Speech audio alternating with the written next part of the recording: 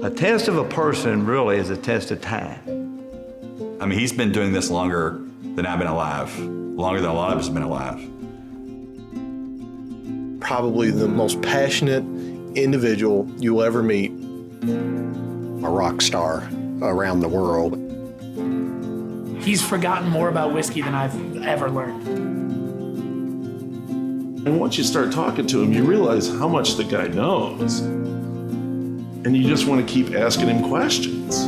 It's great. I see a lot of my father in him, and it's just kind of they're cut from the same cloth. Jimmy is the body and soul of, when you think of Wild Turkey, you think of Jimmy Russell. If there was a Mount Rushmore of bourbon, Jimmy Russell would be one of the first faces on it. I'd consider him the father of bourbon.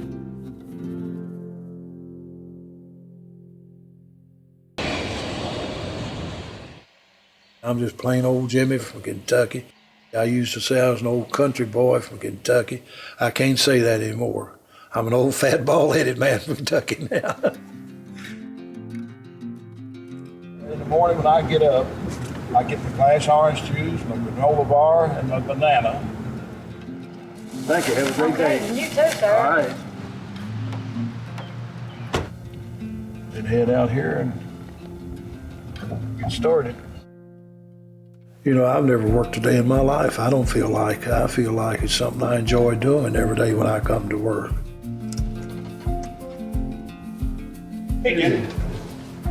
I started September 10th, 1954. Actually started right in the distillery, the making end of quality control. At that time, you done a little bit of everything. Back in that time that Jimmy grew up, this community was a blue-collar, hard-working, not just one job, multiple jobs. They were all solid families, and they worked hard, sent their kids to school. The work ethic part, I mean, his father worked until the day he died. He's just that type of guy. You know, physical labor was something a part of Mr. Russell and Mrs. Russell, so their children got it. Who else stays at one job for 60 years? The intensity and how much passion one can still hold and the drive, I mean, it's just incredible. Gets up every morning, goes back and does the same thing and likes his job. How many days have I missed work? 0, I would think. Where it comes from, you could bottle that up and sell that drive. You could probably make a hell of a lot more than we do off our bourbon we make. It's a passion. It's not a job. I'm going to retire when it becomes a job.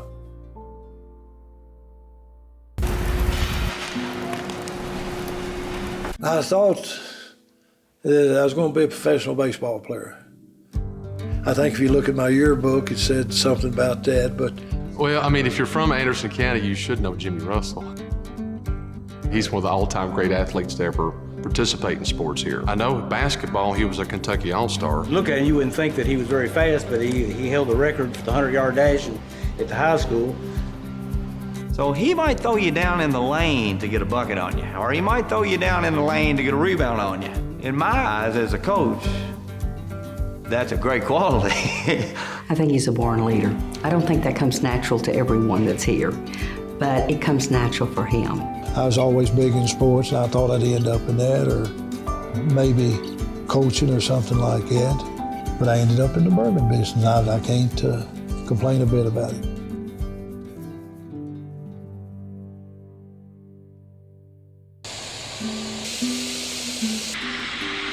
That's one of the more interesting things about Jimmy that I think gets overlooked. He learned distilling from people who were distilling before Prohibition. Mr. Bill Hughes was the master distiller when I come here. For some reason, he more or less took me under his wing. You know, from making these, making sure everything was done the right way. When I started, you sit right on top of that still, and that still's hot. You had a hand on the steam valve, you had a hand on the flow valve. Now you got places where you can sit back, air condition, and just push buttons. The employees are a little more serious now. If you'd been here in the 60s, they was always pulling pranks on one another. Somebody had been up there with water pouring down on top of you. Didn't make any difference who you was, plant manager, who you was. You never know who done it. And nobody ever got mad. They just get even.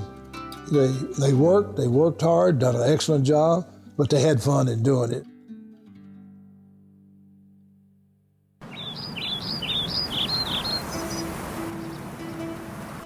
The bourbon industry wouldn't be where it is today if it hadn't been for Jimmy Russell. And I tell people all the time, it's my generation's fault. They were anti-parents, anti-government, anti-whatever, and if your parents drink bourbon, I'm gonna drink something else. You know, we lost distillers, we lost distilleries. It would have been easy just to shut it down and say, hell with it and do something else, which a lot of people did after Prohibition. When vodkas and gins got big, they started making a lot of light whiskeys. People went to light whiskeys, they went to straight whiskeys. I mean, but the pressure you can understand as a businessman, you know, lowering the proof of your whiskey, you can sell more bottles. We didn't do it here. Good thing it didn't work out, or I wouldn't have had a job. We never made any of it. But he understood the long-range goal, which was keep your quality, you keep your customers. Don't change a damn thing. And that's, and I gotta believe that's, I don't know, like tattooed on the inside of Jimmy's eyelids or something. I'm hard-headed, old-fashioned. I don't like to change. Now we're all over the world, and it's because he was still doing it the way he always had. He had the thing all the way through the damn wilderness when bourbon was wandering around and not knowing what it was. He knew, and he held on to it, and he kind of brought us back.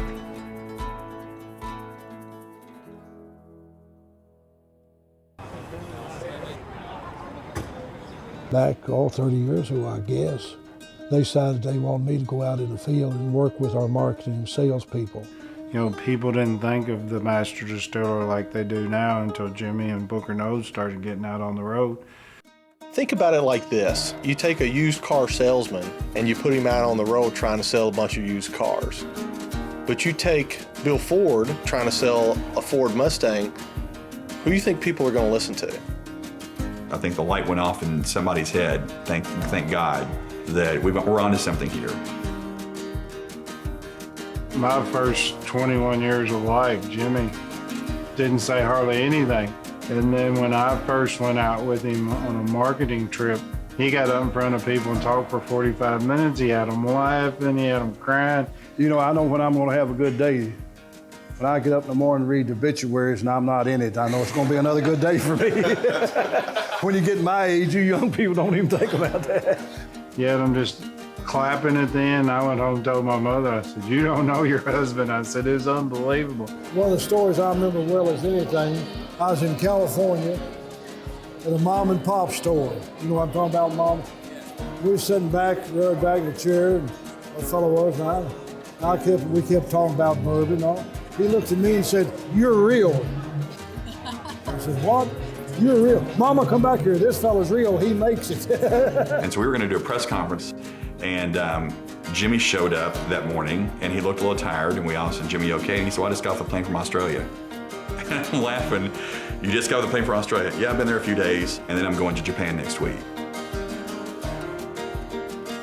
And he has been at every single whiskey fest. He's going to be there tonight. It's not a whiskey fest or not an event unless I see him. We actually have something we call the Jimmy Russell rule.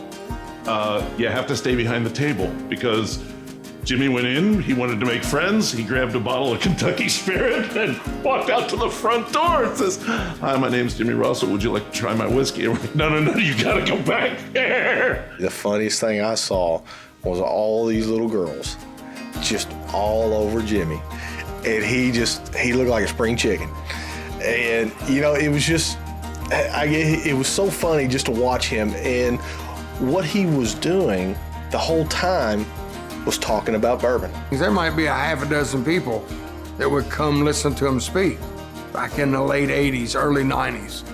Nowadays, you can get 200 or 300 to show up for a bourbon tasting. And they just built that fan base one person at a time. These guys stuck with it when bourbon wasn't that popular. And they weathered the storm, and they laid the foundation for all this popularity now. I'm not sure exactly when that light switch went off, but thankfully it did, because I really think that was a big part of saving bourbon.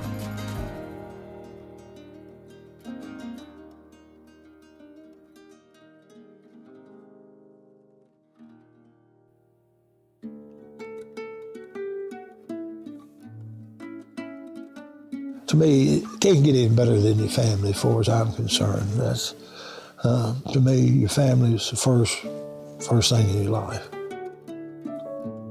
I remember coming in here as a little kid, you know, in the warehouse, and the smells and the cool temperatures down on the bottom, and just different things like that just put a big impression on you. He didn't think I'd done him right when he come to work here. Eddie cut grass, he rolled barrels, he dumped bottles, he done everything that had to be done. You didn't think that was right, did you?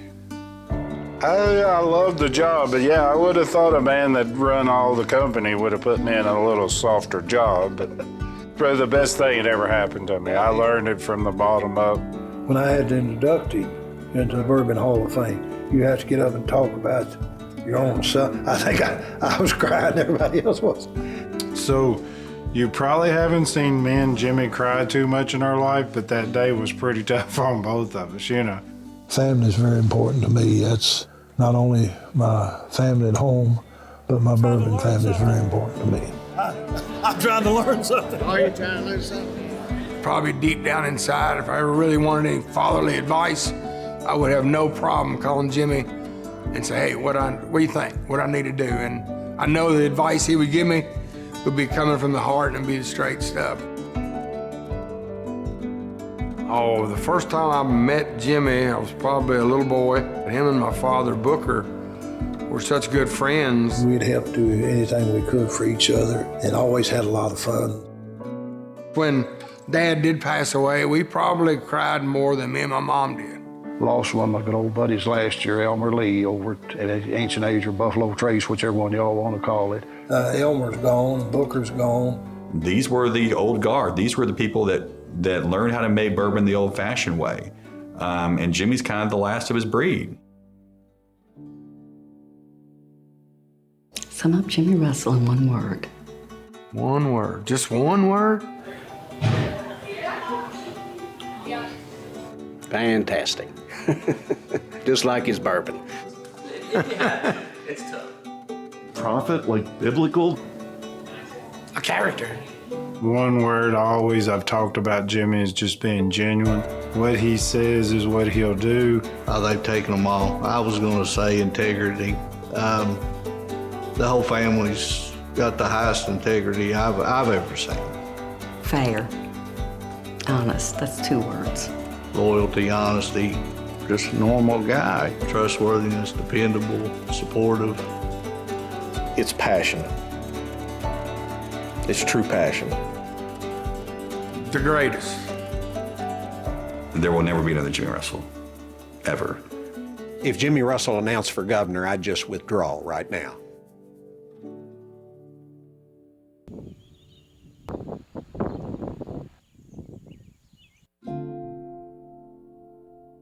Well, I want the legacy to be Wild Turkey. It's something everybody's proud of, that's original, true to tradition. That's the legacy. He wants Wild Turkey bourbon to taste a certain way. And, you know, sometimes that can be backwards and a problem, and sometimes it is just the right thing to do. And I think that's your legacy there. I mean, his name's on the bottle. You know, when your name's on the bottle, you know you've done something pretty good. Let me be one of the first to welcome you to the new Wild Turkey's Visitor Center, hereafter to be known as the Jimmy Russell Throne Room. When you come across that bridge over the river towards the distillery and you see that big billboard, the house that Jimmy built, so true. So true. I mean, I want to get a shirt like that and wear it. It's just true. Bourbon's been his life.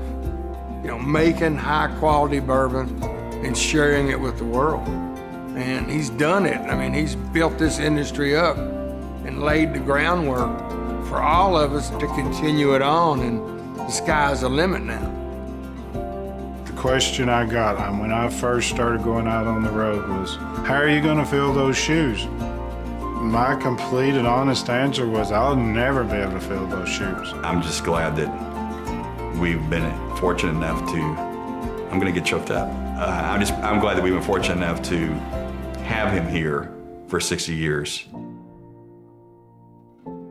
I hope that's the way it is when I leave here. I'll come to work that morning, that afternoon, when it's time to leave, just walk out.